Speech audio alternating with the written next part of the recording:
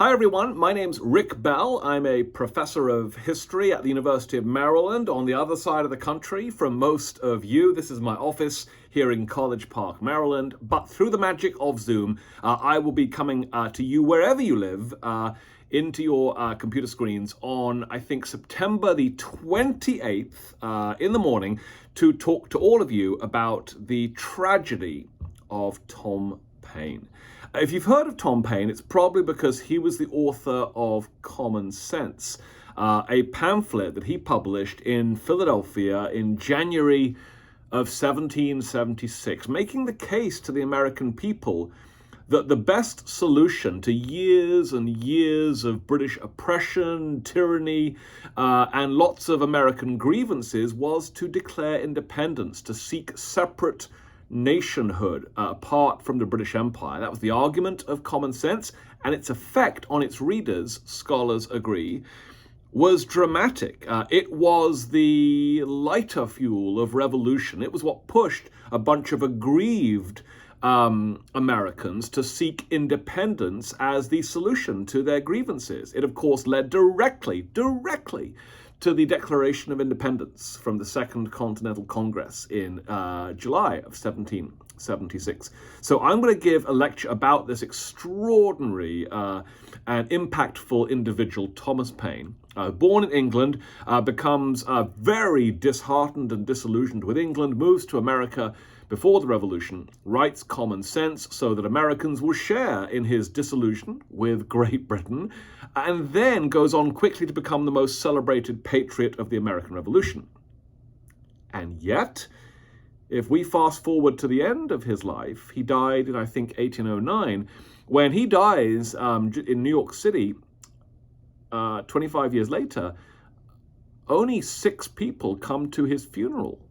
By the year he dies, he's become, in America, a pariah, one of the most hated, despised men in the newly United States. So how could such a celebrated patriot fall from grace so completely and dramatically?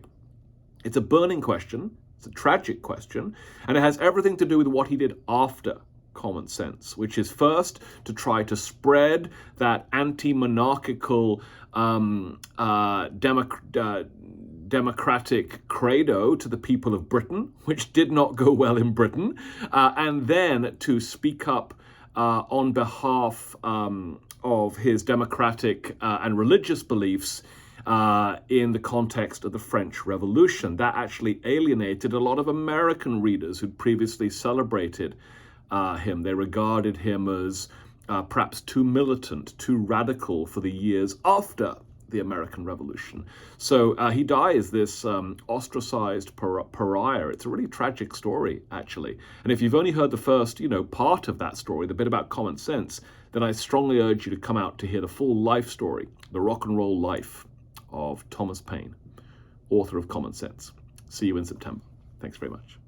But I will be with you guys in Berkeley through the miracle of Zoom on Thursday, October the 5th this fall, talking about the dark treason of Benedict Arnold. Now, Arnold is known to most of us as the most famous turncoat, traitor in American history, and he certainly was, and his betrayal of George Washington and the Continental Army threw the fate of the war into some jeopardy, handing the British a huge propaganda victory.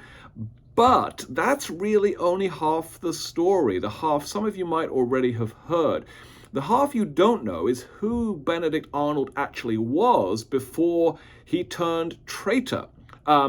In the United States, we don't often admit this these days, but for the previous several years, Benedict Arnold had not just been any Continental officer, he had been the finest Continental officer the rebel army could muster. His career as a patriot colonel and brigadier general was unrivaled in its courage, ferocity, daring. By the time he defected, he'd actually become the face of the Continental Army, its greatest hero, admired by many American civilians and admired by some of his fellow officers.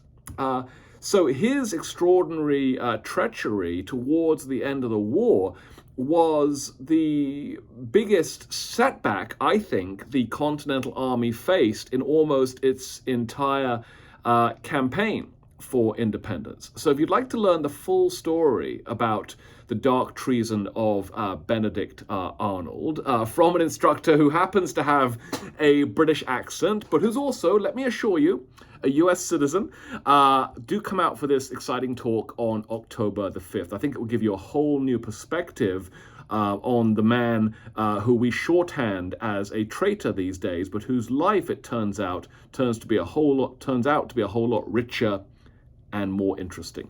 Hope to see you then.